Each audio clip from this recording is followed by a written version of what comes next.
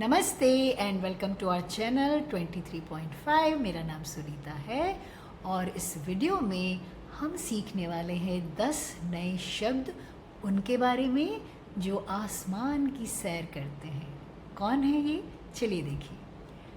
Birds, आप अपने screen पर लिखा हुआ देख सकते हैं, BIRDS, बर्ड्स, जिन्हें हम हिंदी में कहते हैं पक्षी।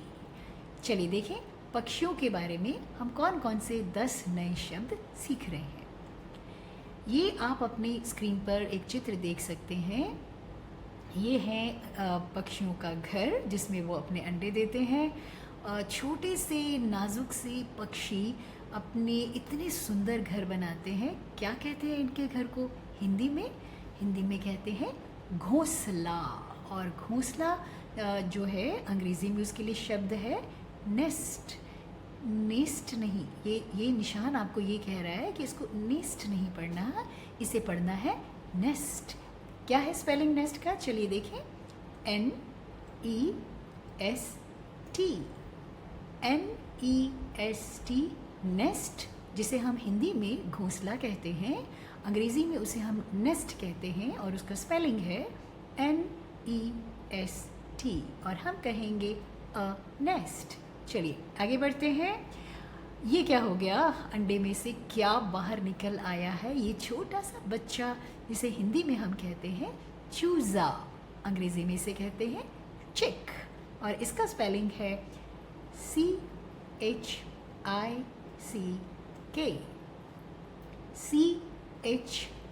CHICK, चिक, जिसे हिंदी में हम चूज़ा कहते हैं, अंग्रेज़ी में उसे कहते हैं चिक और चिक का स्पेलिंग है CHICK और हम कहेंगे अ चिक। चलिए आगे बढ़ते हैं। अब आप अपनी स्क्रीन पर देख सकते हैं ये इतने सारे पक्षी और इनकी अलग अलग तरह के, ये जो चेहरे पर आप देख रहे हैं, अलग अलग तरह के चोंच जिसे हम हिंदी में कहते हैं, जिससे अपने ये बच्चों को खाना खिलाते हैं, खुद भी खाना खाते हैं और अपना सुंदर सा घोंसला भी बनाते हैं। चोंच को अंग्रेज़ी में कहते हैं बीक और बीक लिखने के लिए हमें चाहिए 4 लेटर्स और वो है BEAK, BEAK, बीक, जिसे हम हिंदी में चोंच कहते हैं, अंग्रेज़ी में बीक कहते हैं, उसका स्पेलिंग है BEAK और हम कहेंगे अ बीक। चलिए आगे बढ़ते हैं। अब आपने अपनी स्क्रीन पर देख रहे हैं, ये वो हिस्सा है पक्षियों के शरीर का जिससे वो आसमान में उड़ते हैं और इसे देखकर इच्छा होती है कई बार कि काश हमारे भी पंख होते और हम भी आसमान में उड़कर कितनी जल्दी कहीं से कहीं भी जा सकते थे, है ना? इसे हिंदी में कहते हैं पंख। पंख जो उड़ने में मदद करते हैं, अंग्रेज़ी में हम इन्हें कहेंगे विंग। ये लिखा हुआ है व, यानी हम विंग नहीं कहेंगे, हम अपने होठ को, दांतों को होठ से नहीं छुएंगे, व नहीं कहेंगे, हम कहेंगे विंग और इसका स्पेलिंग है WING,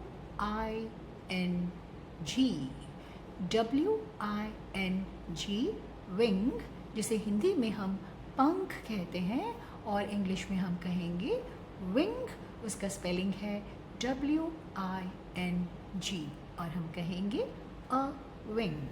चलिए आगे बढ़ते हैं। अब हमारी स्क्रीन पर आ गया है खुद एक पक्षी जो अक्सर हमारे आसपास दिखाई देता है, सुबह सुबह हमें उठाता भी है। इसे हम हिंदी में कहते हैं मुर्गी, जिसे अंग्रेज़ी में हम कहेंगे हैन और ये चित्र कह रहा है इसे हेन नहीं पढ़ना है, इसे कहना है हैन और हैन के लिए हमें चाहिए 3 लेटर्स बस। पहला है H, फिर E और फिर N, HEN, हैन, जिसे हिंदी में हम मुर्गी कहेंगे, अंग्रेज़ी में उसे हैन कहेंगे और उसका स्पेलिंग है HEN और इसको हम कहेंगे अ हैन। चलिए आगे बढ़ें। ये एक और जानवर हमारी स्क्रीन पर आ गया है जो पानी में भी रह सकता है, ज़मीन पर भी रह सकता है, बहुत सुंदर लगता है जब ये तैरता है। हिंदी में हम इसे कहते हैं बतख और अंग्रेज़ी में इसे कहते हैं डक। और डक लिखने के लिए हमें चाहिए 4 लेटर्स और वो हैं DUCK। DUCK डक, जिसे हिंदी में हम बतख कहते हैं, अंग्रेज़ी में डक कहते हैं। उसका स्पेलिंग है DUCK और हम कहेंगे अ डक। चलिए आगे बढ़ें। ये आ गया हमारे स्क्रीन पर, आप देख सकते हो सफ़ेद रंग का शांति का प्रतीक। शांति के लिए इसको जाना जाता है। इसे हम हिंदी में कहते हैं फाख्ता। हमारे घरों के आसपास भी नज़र आता है। अंग्रेज़ी में इसे कहते हैं डव। और डव लिखने के लिए हमें चाहिए 4 लेटर्स और वो है DOVE। DOVE डव, जिसे हम हिंदी में फाख्ता कहेंगे, अंग्रेज़ी में डव कहते हैं। उसका स्पेलिंग है DOVE और हम कहेंगे अ डव। चलिए आगे बढ़ें। ये आपके स्क्रीन पर आ गया है एक काले रंग का पक्षी जो हमारे बहुत काम आता है, हमारे आसपास रहता है और हमारे आसपास सफाई रखने में हमारी मदद करता है।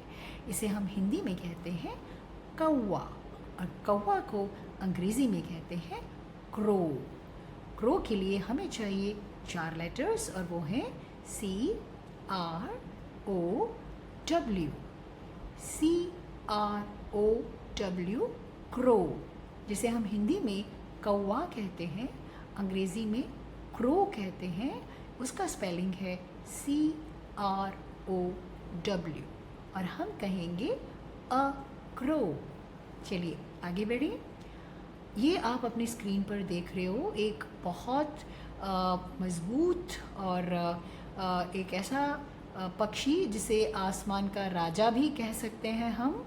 इसकी आंखें इतनी तेज़ होती हैं कि ये बहुत आसमान में बहुत ऊंचे ऊंचे, सबसे ऊंचे उड़ते हैं और उस ऊंचाई से ये ज़मीन पर रेंगते हुए सांप को देख सकते हैं या छिपने को तैयार एक चूहे को देखकर सर से नीचे आकर पकड़कर ऊपर उसको ले जा सकते हैं। वो उनका भोजन है। इसे कहते हैं हिंदी में चील। और अक्सर कहा जाता है क्या चील जैसी आंखें हैं अगर आपकी आंखें बहुत तेज़ देख सकती हैं। इंग्लिश में, अंग्रेज़ी में हम इसे कहते हैं ईगल। और ईगल के लिए हमें चाहिए 5 लेटर्स हैं, 5 डैश 5 लेटर्स। क्या है स्पेलिंग देखें, EAGLE। EAGLE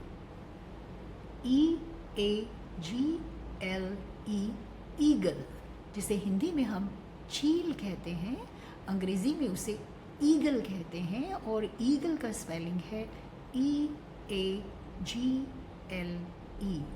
यहाँ हमारा पहला लेटर लाल रंग से लिखा हुआ है। ये वॉवल है, वॉवल साउंड है। अ कहें या एन कहें, अ ईगल ठीक लग रहा है या एन ईगल ठीक लग रहा है, एन ईगल। चलिए आगे बढ़ें। अब हमारे स्क्रीन पर आ गया है एक ऐसा पक्षी जो हमारी आवाज़ की नकल उतार सकता है।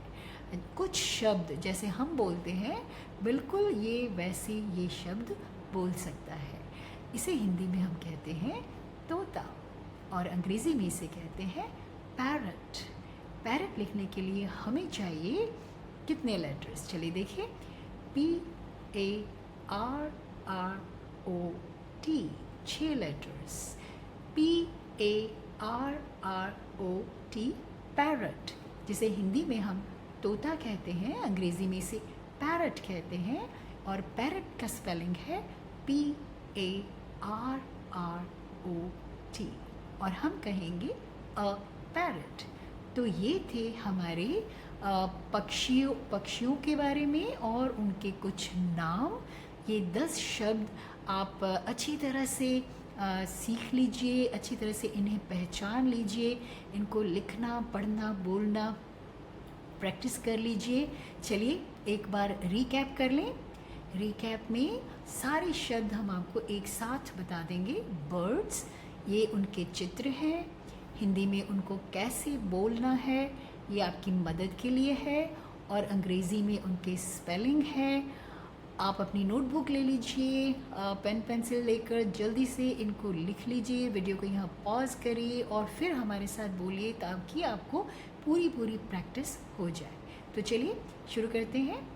अ nest, a chick, a beak, a wing, a hen, a duck, a dove, a crow, an eagle, a parrot.